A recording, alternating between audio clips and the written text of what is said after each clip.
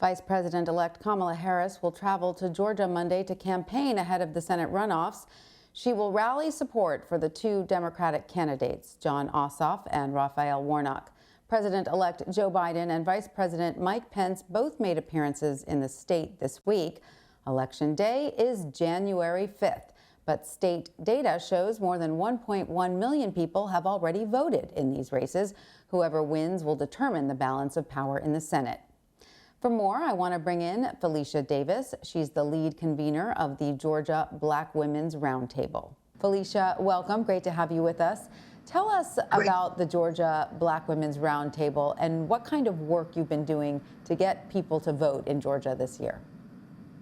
So the Georgia Black Women's Roundtable is an affiliate of the National Coalition on Black Civic Participation, and we are active throughout the state, particularly counties where there are a large number of Black voters or Black population.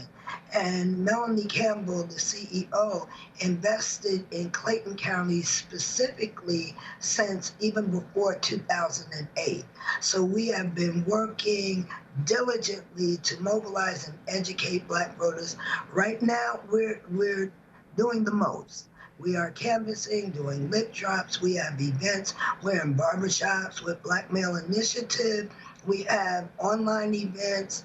Black Women United is doing a series of Instagram Live with celebrities. We've had John Legend, myself with Maxwell, young people with Jeezy and other names I don't know. So we are really all hands on deck. We have a Vote in Vogue Instagram kind of competition. So we're trying to hit all segments of the community.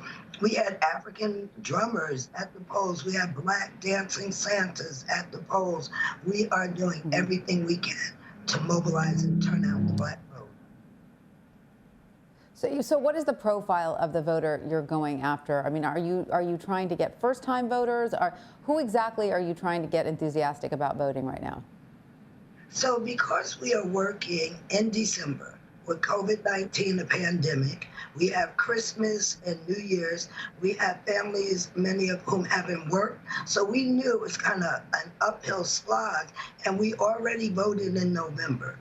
So we knew that we had to really press hard to get people out to vote. So first, we're targeting folks that vote all the time because it's unusual for Georgia to have a vote in December.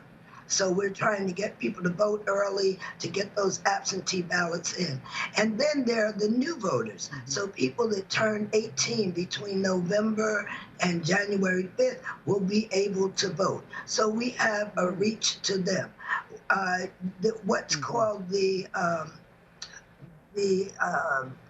sporadic voter, or the hard to reach voter. We're trying to turn them out. So today we're in barbershops, we have DJs, we have information, and when we do our canvas, we drop PPE, we drop a mask, a little bottle of water, a kind bar, and really want to say we're engaged day in and day out. So we're going after the spectrum, but our consistent voters, we're asking them to turn out, and we're asking them to help make sure we turn everybody out. We want the numbers, the wave, to be even bigger. Now, Georgia had not voted for a Democratic candidate for president since Bill Clinton won in 1992. So what is your reaction to Joe Biden winning the state this election year? And how big of a role did Black women play in that? So Black women were instrumental not only in the vote in Georgia, but I believe in the Biden-Harris ticket emerging victorious. Here in Georgia, I work with a nonpartisan hat. However, the world knows I'm unapologetically Black.